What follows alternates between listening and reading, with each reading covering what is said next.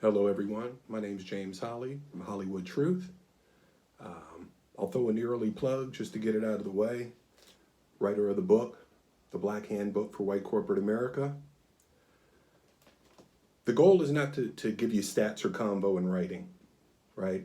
I continue to expose quotes and stats that do not change year over year. It means the approach is not sticking to those who read it or listen. It's also available to look up. You can Google anything in regard to stats. The problem is when you see the distance in time that some of the things that are camouflaged are supposed to be working on, a lot of times you start to believe in that progress until you see the numbers. By giving you numbers, it's just going to make you feel bad about the entire situation. What I want to do is focus on the parts that we can have a conversation about. So first and foremost, I'm not a writer. I'm a guy that had a story to tell. At the end of the day, it's insensitive to writers to say that's what I do because that's their craft, it's what they work on, it's who they understand that they are. And there is a lot of work that goes with that to be successful and to be great at what you do. But I also feel like if you have a story with success at the end of it and you've been through things that need to be understood, those understandings can then help others. And hopefully at the end of the day, it'll help a lot of those who are in positions of power to understand us better, get to know us, not to be uncomfortable around us or us try to find their comfortability. I don't use big or complicated words in my book. I don't have to prove that I'm articulate enough to build the equity to have this conversation. I have decades of experience at the end of the day in going through it, navigating the waters, understanding how to become the person that you want to be, not camouflaging it being somebody that they want you to be. But more than that, making sure that that doesn't carry over to the way that you lead and making it a situation where I became more of a leader of men and women than I did a leader of a business. I'm a person who had a story to tell because there was success in the end, but there are many, many people that go through the same thing. It doesn't matter what situation you're in, what business you're in, what school you go to, what street you live on. It's always there. It just needs to be talked about at the end of the day. The goal with the book was, in every conversation, it's a chance to move the needle, even if it's one or two conversations at a time. And to be honest, in combo, that causes us to understand our implicit bias and how it can be used, or how you can learn it and become an ally. Most of us want to believe that this is the way things will be. But I believe that love will always overcome hate. There's just not enough out there. There's not enough reasons to hate people that you don't know to stand on. That would make any sense. If we take that approach, then our brilliance together will overcome our doubts apart. So the goal today is to open up a conversation about things that are a little more comfortable to talk about, that we understand as people, that we believe are really in-depth scenarios that we have to work through and decisions that we have to make. So what I'm calling this is Black anxiety. What I'm going to do is show and prove a little bit in regard to something that you think about every day, but then our take on it and the uncomfortable conversations that we have to have about the simplest things, even with our kids, that we want to be excited about, that we want to be excited for them about. So hopefully this approach will allow you to understand how intense our conversations have to be, even in situations that we feel anxiety or concern. Today I'll focus on conversations we have with our children. They're far and few, but important. I'm hoping in the end you'll think about everyday decisions you make as a white person. Think about some of the knowledge you gain today so that you understand the normal concerns that you have day in and day out when we speak to anxiety and mental illness. They're exasperated, though, when it comes to the same conversation in a Black household. For example, school.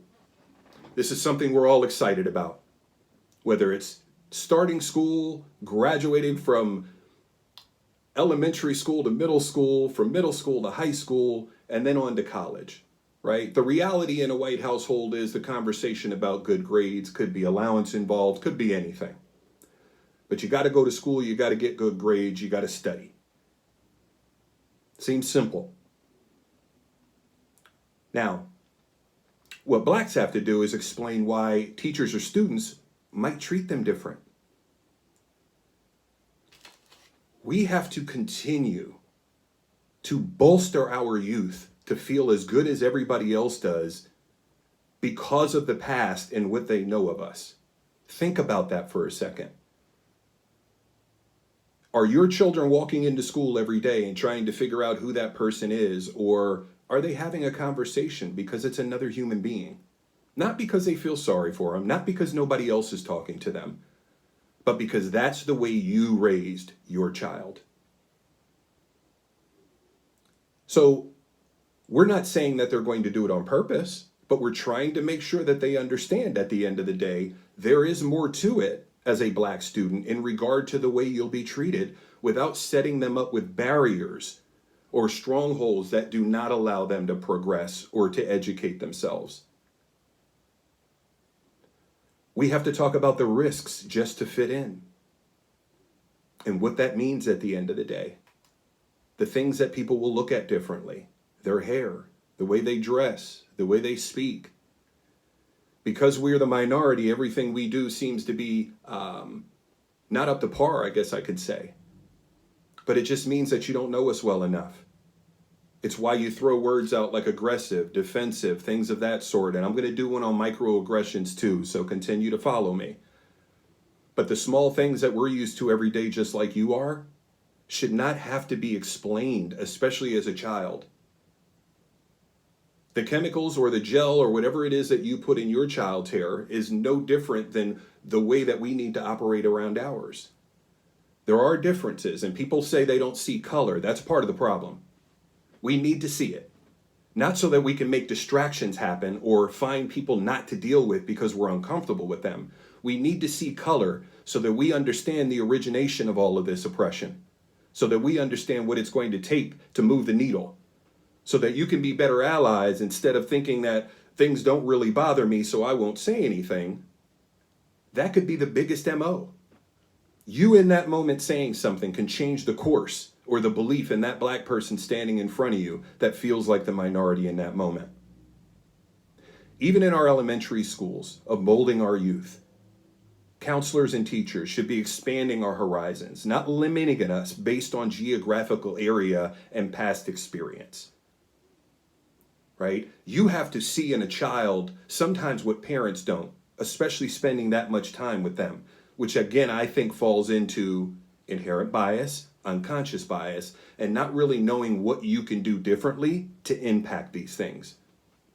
But hey, our kids do not see anyone like them in what we teach, right? Every subject, everything we focus on, every chapter, every hero are not heroes of ours.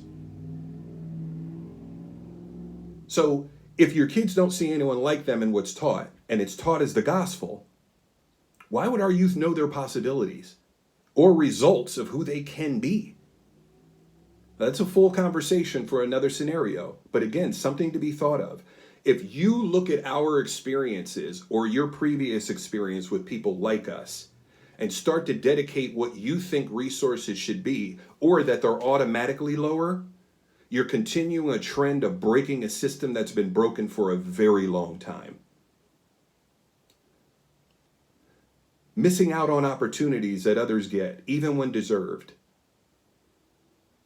So a lot of times the comfortability with the child that looks like your child or that acts like your child is easier to pull out that depth of who they can be and who they want to be. Where someone else reacts differently to the same thing. So you immediately believe that they're being defensive or there's an issue in regard to that. So the goal at the end of the day is continue to understand that education is about the growth in people. It shouldn't be about what color they are or how far you think they can go based on the resources they have. There's no way we're going to make up for all that was lost. So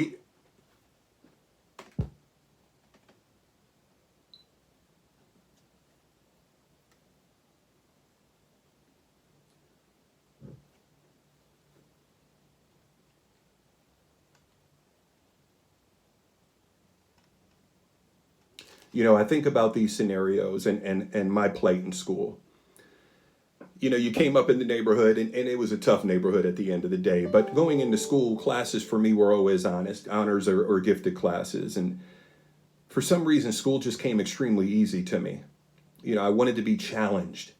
And without challenge, coming from where I come from, becomes boredom. When you're in those classes and you're getting the same grades as others, and counselors and teachers are telling you that you won't be able to do the same things that they do, you start to believe it. Because there's nobody else that you see every day that is doing those things to make you believe differently. I got straight A's all the way through 11th grade from middle school on. Honors courses, still never talked about more than a community college with peers or teachers or counselors, as I said before. The reality was I took the exact turn that they wanted me to take or that they thought I would. I ended up a troubled teen with 2 daughters before I was even in 12th grade. So you have to understand, as educators, I know there's a lot of pressure on you, but the pressure to build men and women, the fact that you spend more time with our youth than even we as parents do, if you think about the time that they sleep in a day and they're outside playing or doing homework, whatever it may be, you have them for a good portion of the day when they're the widest awake, when they're the most open to what's next, when they're in a status of being excited about what they're going to learn and how that's going to help them in the future. Don't allow the past or what you think may happen or what you may have experienced before to get in the way of the future of the children that you're with. Let's talk about college a little bit. So a lot of times in white families, the issues are around whether the kid will go to their alma mater, right? I want you to go here. No, mom wants you to go here. It's a great conversation. The kid feels like it's pressure because they don't know what to do one way or another. They're looking at both. They want to please parents. They're just thinking about going to college. They probably already had the college money put away since they were infants to go. So that part isn't a problem. Now it's just about where we're going to go, how excited we need to be, what we need for the dorm room, so on and so forth. Usually our excitement is, this is the first black family, the first black person in our family to go to college. That's what we're celebrating in most scenarios. Not because others didn't, because the circumstances and the resources put them in a place where it made it a lot harder. So again, these things aren't on purpose. They are trends in regard to a society that's systematically broken. Everybody knows it. Everybody talks about it. Everybody wants to knock on your door and say, hey, vote for me. I'm so-and-so. I've always lived in this area. Start asking them questions. What are you doing to create more resources or create more opportunities for blacks in your area? Ask them what their feelings are around certain trends and things that are going on and laws that are out there. Make them work for that 5 minutes that they knock on your door for so that they can put something in your lawn.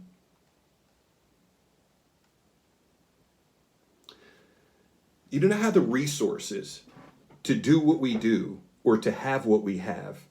But if you work hard, you can get there. That is what I've heard since I was young. And I've always been pretty coherent to everything that's going on. So it didn't really make a lot of sense to me.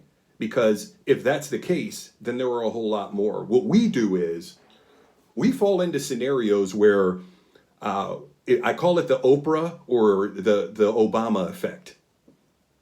Because one made it, we've made a decision that it's possible for anybody. I used to be in a world of saying, listen, if I did it, you can do it. I don't know if I believe that anymore. Because the trials and tribulations that you have to be able to stand up to get to where you really want to be, it takes a lot of a person and a strong person to be able to look past everything that they need to take care of their own and just want the same as others want for their family. So when I talk about the Oprah and Obama effect, I think people start to use them as martyrs, right? And they're doing so well and they're comfortable black folks. And that's the reality of it. And we have to become comfortable for society to allow us to cross over and listen to what we have to say at the end of the day. What I will say, though, is why did it take 44 before Obama? 44 other presidents before a black president, and you want us to celebrate as if we've been given the biggest award ever. And still was in a position where he was the minority, even with Congress and things that had to be dealt with there to make things happen. So because one does it, don't try to make it easy for others too. Unless you know their plight, or you understand the resources, or you lived in that house that you drive by with your windows up on a regular basis. In a neighborhood that you're scared of because of the people that live there, how scared do you think they are? In living there and dealing with that day in and day out, that is survival. Those are the instincts that keep us in a situation where we can be creative and find ways to live with less resources. Imagine if you give us more. Imagine if you give us leadership positions. Imagine if you allow us to treat others the way we've always wanted to be treated. Let us set that example, and it'll make it easier for you, because we'll know just as little as you know about us in trying to become part of that one. I talked about first, I hear to this day, first black woman to do this, first black man to do that. I know we want to celebrate those things. But what about all the other black people that had the ability,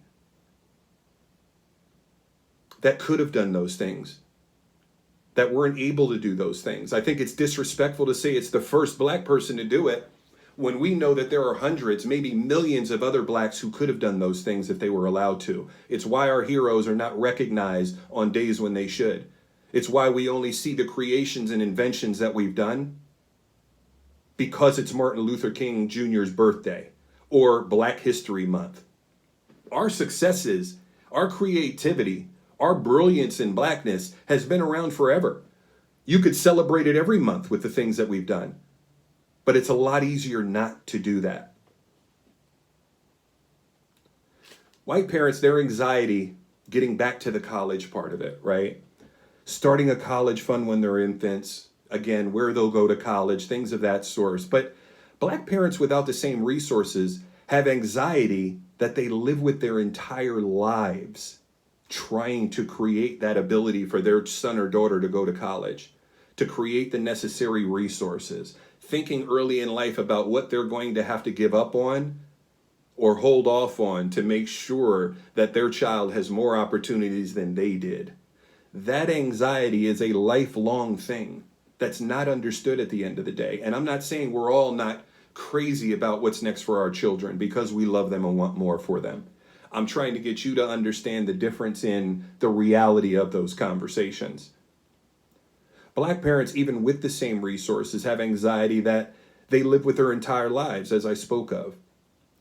So I have 7 children, right? All grown up now. Some went to college, some didn't. That conversation was all based on what they wanted. Whether it was what they needed to do more in school and dual enrollment, things like that to get ahead of the game so that they could focus on their own business when they were done. I couldn't be the guy that had that same conversation about college and what needed to be done. It's about education. That's a different scenario. I don't want 4 more years of English or, a certain amount of other scenarios that they have to go through to be able to get the degree in something that they're passionate about. I want them to use resources to educate themselves, understand finance, how to build a foundation, things that are important in life that aren't taught in schools to anybody right now, if we're being honest. But for blacks, it's something that really needs to be understood. Because even though our dollar equals 10 for everybody else, it means more to us based on the way we have to earn it. So we have to protect that.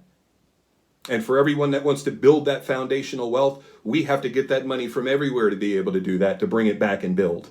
That's the reality of it. Just building businesses in areas where they've underfunded us are just going to put us in a position where we're starving for more funds.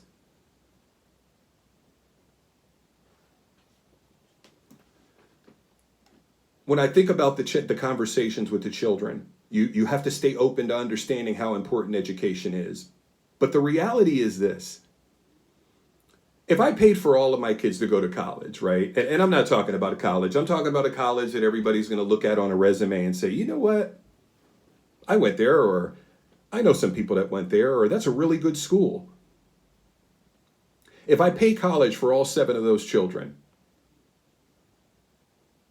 are they still black after that? Does that degree take away their blackness when they walk into that first interview? If they were the best at what they did, does that make difference to the person that's interviewing them if they are not complicit and understanding of the differences based on someone that grew up or is different than you? If we say something different, does that mean it's wrong? Because every word we use is from a Latin root or something else that came from somewhere else. It's just different, just like everything else, and we have to understand that. But as a father of 7, if I'm preaching all of that so I can have 7 bumper stickers on the back of my car that said this is where my kids went to college, and they're still struggling to find a job because of their blackness or because of who they are, that's highway robbery at the end of the day. Do I get a discount afterwards? Do I get some of that money back? Or do me and the children pay that debt for the rest of our lives, still trying to find that ROI in it or that return on investment based on how society views whoever walks in the door and who they want or don't want? How many black leaders can identify with someone that they interview that's black? It's tough because there's not enough black leaders. The parent goes broke, trying to get that bumper sticker, as I said, but you still have to have the convo of overcoming blackness, working twice as hard, maybe needing another degree or 2 to be able to compete. Something they will always have to do regardless of their credentials. And that is a real conversation. A lot of people say to me, I don't see color. You should. Color is immaculate in what we are trying to figure out here. And I'm not saying see it to make decisions. I'm saying see it so that you understand the differences and you can be honest. Maybe more grateful for what you do have that we don't. Maybe more grateful for the opportunities that you had. Maybe excited about the fact that you don't have to deal with what we deal with. But at the end of the day, recognize it and be real about what's next and the part that you can play in that. Here's one of my favorites, job interviews. So in most households, that conversation is find a job that you're passionate about. Know your worth. College experience, you already have that ability to move up in the business. Make sure you stay focused on what's next for you. Understanding your worth and the money that you can make by moving into other positions. You ask your kids what they want to be after college, who they want to be, and they have a better perception of that, right? They've been around doctors and lawyers and family friends with big houses and pools in the yard and cars and things of that sort. But the reality is they have a choice to go to college without all the boundaries around it and all of the other things that others have to deal with. If you're not respected, move on. That's quite the opposite of what we have to say. Be strong. You can deal with it. You're better than this. It's just an obstacle. But those obstacles continue to build. They continue to empower at times because you're tired of being told no for the wrong reasons. You tell your kids they can be anything they want to be. We want to. We want to. We want to tell our kids that they can be anything they want to be. Grandpa, dad, great-grandpa never made it out of high school. But this is what we want from you. Here's what we expect you to do, even though none of us were able to. That in itself is a lot of pressure on a child. But it's our way of making sure that they understand the extra work that it's going to take to be able to do it. To not turn away at the first sign of pushback or, someone denying you your ability and saying, that's it, I'm done. But it's very hard for us to say you can be whatever you want to be. We can't walk out our door and point at people that are and say, there's your example. And it's not because they didn't want to be. If you would have told the older black men that I grew up with that they could have been lawyers and doctors, if they just did the schooling that went along with it and then had to put the work in, we'd have a lot more black doctors and black lawyers that I would know personally. But the reality is, if everything says that this isn't going to happen for you and everything around you says that it isn't happening now, how are you supposed to believe it's going to happen when every time we walk in a room, we feel less than? You ask us questions that are demeaning at times, as if we wouldn't know. Think about the passion in the person that you're talking to, not the amount of degrees that they have. Your job is to teach, to train, and to coach. If you have the right foundation to do that, then that shouldn't matter. Because when you try to clear into the exact person that you're looking for, let me explain something to you. Everybody else is too. So that person's going to be around for a minute and moving on to the next dollar. There's always going to be somebody that pays more. So don't look for perfection in who you hire. Look for perfection in who you train, coach, and inspire. We force ourselves to say the same things, to want to be able to tell our kids, you can be anything that you want to be, knowing society will not and have not given us that same credibility. So again, we tell our children, you need to work twice as hard. I don't care what the situation is. I don't care if you beat them. How much did you beat them by? And how are you going to beat yourself next time so that they continue to try to trigger heights that are unknown? We have to force ourselves to say the same thing, knowing society doesn't feel that way. There's nothing like having to explain to your children that they've done everything that they needed to do, but others, because of their implicit bias or comfortability, are the reason that we're still not good enough. So if you don't have these conversations, they will find out on their own, and that's real. We don't up and leave for a better opportunity, because for a black person, it takes so long just to feel like you're a part of the group or to get an opportunity where you can move up in the business, that your fear doesn't become, oh, I have to get another job. It's, if I start this all over and it took me a decade to get to where I am now, how long is it going to take me in a new place where nobody knows me to help them become more comfortable with who I am again? To make sure that they're okay with the big black man in the business that's very passionate, that's very outspoken, at times opinionated, if I'm being honest with you. But I believe in people. I believe in inspiring and motivating. I don't care what you look like on the other side. I understand that my opportunity to help someone become a better person today is wasted if I think about who that person is or why. And that's the way it should be for everyone. We question whether we should move on. Even though we know we're worthy of more, there's a slave mentality that tells us we should be happy with what we have. Even if you sit in the corner and you don't raise your hand and answer any questions, even if you can see that there's opportunity out there and that there's opportunity that's open, you don't go for it because you don't see anyone else like you, so you don't think it's supposed to happen, even though you're outworking everyone else. The start of moving on as a black person, or up and leaving and going to another place because of how you're treated or how you feel like you're treated, is literally exhausting. You want to talk about anxiety? Think about losing a job when you came from nothing and going back to nothing and trying to figure it out all over again. Think about that kind of anxiety. Think about the fact that it took you so long to get to where you are in the position you are in now, that you feel like you're losing your entire life by trying to start over, because you walking into another company as a leader, as a black person, is unheralded. It's not the norm. So we can't think, okay, well, I was a leader here for 5 years. I'm going to go over here and become a leader too. No, you're probably starting from scratch again and trying to figure it out in regard to that.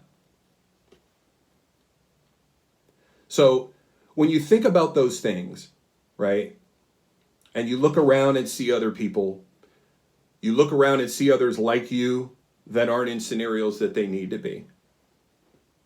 Leaders that are white that give you hope based on your aspirations because they know you, right? And that's the way a leadership scenario should. It's a partnership.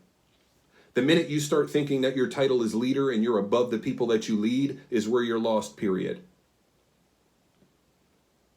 Now I want you to do me a favor. Close your eyes for a second. And think about walking into those same companies and you're black. Think about the hopelessness that we grow up around. The achievements that we see. Mothers and fathers working 2 or 3 jobs that they don't even like to be able to take care of their own. Think about that hopelessness, because you grow up around it. You see it in the streets, the homes you live in, the people that live next to you, the neighborhood you grew up in. It's all about what we see daily. Now, with your eyes closed, thinking about what I just said, put yourself in that black person's shoes. We finally get an opportunity to make life better. Get out of the hood. Start to live like we feel like normal people should live, and have aspirations for more, for us and ours. When you walk in for your interview at this new company, you see very few like you. No leaders, no senior leaders that are black. While a new opportunity is exciting, the hope on what you become is lost again. And you immediately start setting boundaries around what you can and can't be, no different than we did our entire lives